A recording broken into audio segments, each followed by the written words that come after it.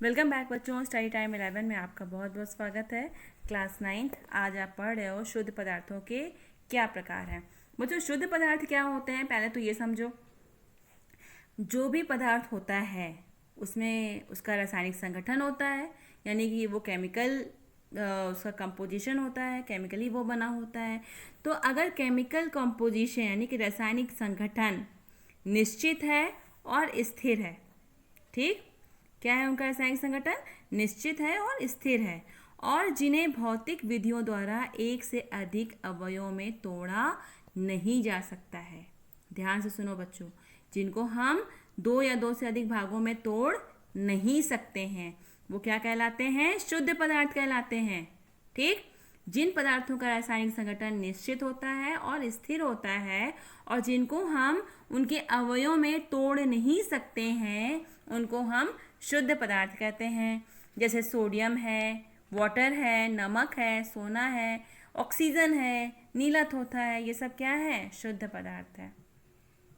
शुद्ध पदार्थ से लिया गया हर पदार्थ शुद्ध होगा, है ना। अगर वो पदार्थ शुद्ध है तो उसमें से आप कुछ भी निकालोगे तो उसका भी भाग शुद्ध होगा, समान होगा, और उनके अणुओं की रासायनिक संरचना भी समान होती है। चलिए, अब आपको पता चल गया शुद्ध पदार्थ क्या होता है। अब बच्चों, शुद्ध पदार्थ अगर देखा जाए तो दो प्रकार के होते हैं। कितने प्रकार के होते हैं? दो प्रकार के होते हैं। कौन कौन से? तत्व और यौगिक। ठीक, शुद्ध पदार्थ कितने प्रकार के होते हैं? दो प्रकार के होते हैं, तत्व और यौगिक। तत्व मतलब क्या हो गया? एलिमेंट, मतलब इंग्लिश में उसको एलिमेंट कहते हैं, और यौगिक को कंपाउंड कहते हैं। अब बच्चों, एलिमेंट क्या होता है? अब एलिमेंट के बारे में हम पढ़ते हैं। एलिमेंट मतलब क्या हो गया? तत्व। देखिए, सबसे पहले रॉबर्ट बॉयल ने 1660 में बताया था कि तत्व के बारे में उन्होंने डेफिनेशन दिया था। क्या दिया था डेफिनेशन? तत्व वह शुद्ध पदार्थ है जिसे साधारण भौतिक या रासायनिक विधियों द्वारा दो या दो से अधिक पदार्थों में विभाजित नहीं किया जा सकता है और ना ही उसे बनाया जा सकता है। क्या कहा रॉबर्ट बॉयल ने? रॉबर्ट बॉयल ने कहा कि तत्व वह शुद्ध पदार्थ होता है जिसे हम साधारण भौतिक या रासायनिक विधि द्वारा दो या दो से अधिक पदार्थों में विभाजित नहीं कर सकते हैं। ठीक बच्चों, अभी तक 118 तत्वों की खोज हो चुकी है, उससे भी अधिक तत्वों की खोज हुई है, 118 से भी ज़्यादा। साधारण ताप पर अधिकांश तत्व जो होते हैं वो कैसे होते हैं? ठोस अवस्था में होते हैं, जैसे गंधक है, लोहा है, चांदी है, सोना है, और कुछ गैस अवस्था में पाए जाते हैं और कुछ द्रव अवस्था में पाए जाते हैं। इसका मतलब हम कह सकते हैं कि कुछ तत्व ऐसे होते हैं जो ठोस अवस्था में, कुछ द्रव अवस्था में और कुछ गैसीय अवस्था में पाए जाते हैं।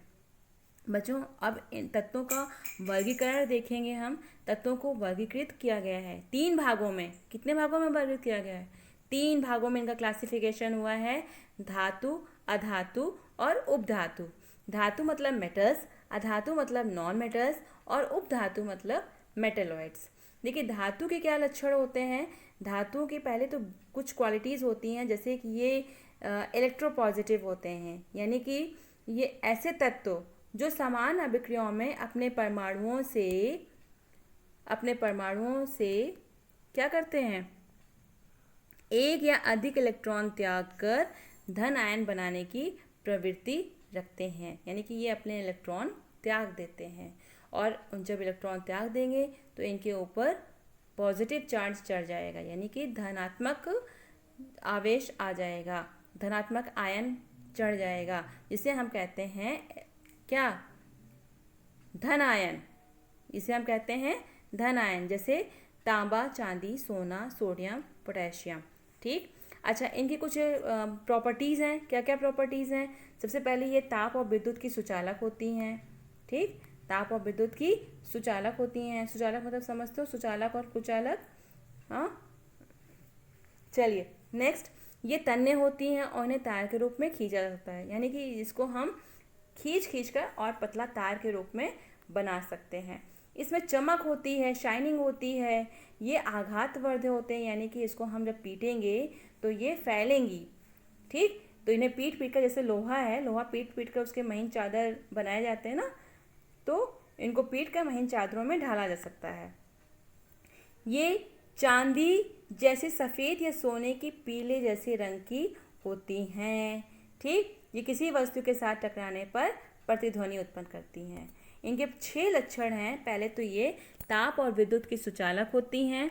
इनको तार के रूप में खींचा जा सकता है। इनमें विशेष चमक होती है। ये आघात वर्धनीय होती हैं। इनमें चांदी जैसे सफ़ेद और सोने के जैसे पीला रंग होता है और किसी भी वस्तु से टकराएंगी तो आवाज़ उत्पन्न करेंगी, यानी कि प्रतिध्वनि उत्पन्न करेंगी। ठीक, नाउ नॉन मेटल्स, अधातु। अधातु क्या होते हैं? अधातु इलेक्ट्रोनेगेटिव होते हैं। सबसे पहले इनका लक्षण देखिए, इलेक्ट्रोनेगेटिव होते हैं, यानी कि इलेक्ट्रॉन ग्रहण करके ऋण आयन बनाते हैं। ठीक, जैसे chlorine, bromine, nitrogen, hydrogen, carbon, oxygen. ठीक है। अच्छा बच्चों, एक चीज़ ये ध्यान रखो कि ठोस, द्रव और गैस तीनों अवस्थाओं में पाए जाते हैं, लेकिन जो मेटल होता है, धातु होता है, वो ठोस अवस्था में ही पाया जाता है। उसमें एक एक्सेप्शन है, पारा। पारा जो है वो मेटल होते हुए भी किस अवस्था में पाई जाती है? द्रव अवस्था में पाई जाती है। बाकी जितने मेटल होंगे सब ठोस अवस्था में पाए जाएंगे। और नॉन मेटल यानी कि अधातु जो होते हैं वो तीनों अवस्थाओं में मिल जाएंगे, ठोस, द्रव और गैस अवस्था में। बच्चों, इनकी कुछ प्रॉपर्टीज़ हैं, जैसे ग्रेफाइट है और कार्बन है, इनको छोड़ दिया जाए तो ये ऊष्मा और विद्युत की कुचालक होती हैं। ठीक है, ग्रेफाइट और कार्बन को छोड़कर जितने भी अधातु हैं ये ऊष्मा और विद्युत की कुचालक होती हैं। ठीक, मतलब इन पर विद्युत का कोई प्रभाव नहीं पड़ता है। सेकेंड, सल्फर ठोस होता है, ब्रोमीन द्रव होती है और ऑक्सीजन गैस होती है। मतलब ये तीनों फॉर्म में मिल गया ना, ठोस, द्रव और गैस। इनके जो ठोस होते हैं वो भुरभुरे होते हैं। अच्छा, ये कुछ पारदर्शी होती हैं, कुछ अपारदर्शी होती हैं और कुछ परिभाषी होती हैं। पारदर्शी मतलब क्या हो गया? ट्रांसपेरेंट, जिनको हम आर पार देख सकते हैं।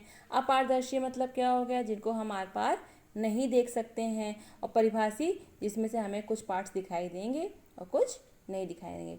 चलिए नेक्स्ट टॉपिक, नेक्स्ट है ग्रेफाइट, हीरा और आयोडीन को छोड़कर शेष अन्य अधातुओं में कोई विशेष चमक नहीं होती है। बच्चों, मेटल्स में आपने पढ़ा था धातुओं में चमक होती है ना, लेकिन नॉन मेटल्स में क्या होता है? धातुओं में चमक नहीं होती है। किसको छोड़कर? ग्रेफाइट, हीरा और आयोडीन को छोड़कर। इन तीनों को छोड़ दिया जाए तो अधातुओं में कोई चमक नहीं होती है। अच्छा, पांचवा है, ये कोई विशेष ध्वनि उत्पन्न नहीं करती हैं। जैसे उसमें था, मेटल्स में था, धातु में, कि उनमें विशेष ध्वनि उत्पन्न होती है अगर वो किसी चीज़ से टकराती हैं, लेकिन यहाँ पर क्या है? नॉन मेटल्स में, अधातु में, कि विशेष ध्वनि उत्पन्न नहीं होती है। अब बच्चों, ये क्या है? मेटलॉइड्स, उपधातु। अभी मेटल पढ़ा, नॉन मेटल पढ़ा, अब आप पढ़ रहे हो मेटलॉइड। बच्चों, मेटलॉइड जो होते हैं जिसमें मेटल और नॉन मेटल यानी कि धातु और अधातु दोनों के रासायनिक गुण पाए जाते हैं, उसको हम क्या कहेंगे? उपधातु कहेंगे। ठीक है, जिसमें दोनों के गुण पाए जाएंगे उसको हम उपधातु कहेंगे। यानी कि इसमें क्या होता है कि इन ऐसे तत्व जो भिन्न भिन्न रासायनिक क्रियाओं में इलेक्ट्रॉन ग्रहण करने और इलेक्ट्रॉन देने दोनों की प्रवृत्ति होती है। मतलब ये इलेक्ट्रोपॉजिटिव भी होते हैं और इलेक्ट्रोनेगेटिव भी होते हैं, इसीलिए ये उपधातु होते हैं। इनकी संख्या केवल 7 होती है। ठीक, जैसे एंटीमनी है, आर्सेनिक है, सिलिकॉन है, जर्मेनियम है, ये सब क्या हो गए? ये सब हो गए उपधातु। अच्छा, यौगिक क्या होता है? ओके बच्चों, अब यौगिक के बारे में हम आपको कल बताएंगे, कल डिस्कस करेंगे। अभी जितना मैंने आपको पढ़ाया है तत्व के बारे में, तत्व में धातु, अधातु और उपधातु ये तीनों आ गए। इन तीनों को आप अच्छे से फिर से उनका कंपैरिजन देखिएगा, उनको कंपैरिजन अपनी कॉपी में लिखिएगा। और अगर ये वीडियो नहीं समझ में आता है तो आप फिर से कमेंट करके पूछिएगा। ठीक है बच्चों, चलिए आज के लिए इतना ही। Okay, thank you.